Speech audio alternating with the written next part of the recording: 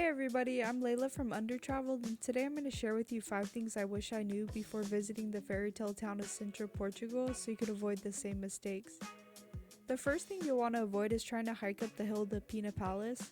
From Sintra's historic center, it's a super steep hike with hundreds of stairs that took me over an hour. Unless you want a really good workout, I recommend riding the 434 tourist bus instead, which costs around 14 euros for the day.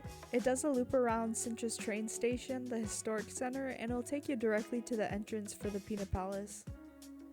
The second important thing to do before you arrive in Sintra is to download the Google offline maps of the area around the Moorish castle and Pina Palace. These attractions are high up in the mountains, so you'll likely have no cell service. Next, if you plan on visiting the Pina Palace, make sure to buy your tickets online beforehand. Not only will you get a 15% off discount, but you'll get to avoid the long lines of people at the ticketing booths, which can get a little crazy during peak season.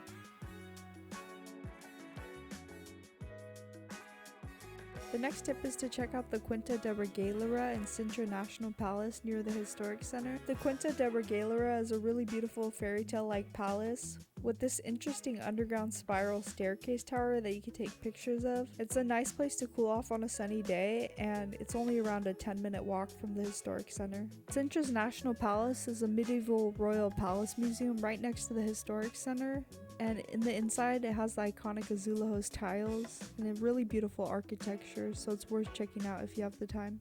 The last thing to avoid is trying to visit Sintra and the beautiful seaside town of Cascais in the same day.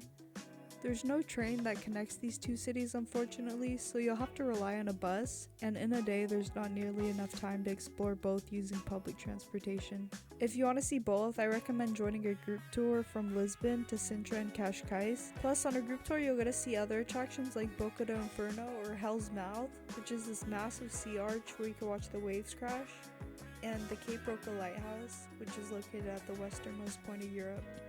That sums up the 5 mistakes people often make when visiting Sintra for the first time. In summary, download the offline maps, buy your Pina Palace tickets online, and to get to the attractions, ride the 434 tourist bus or join a group tour from Lisbon.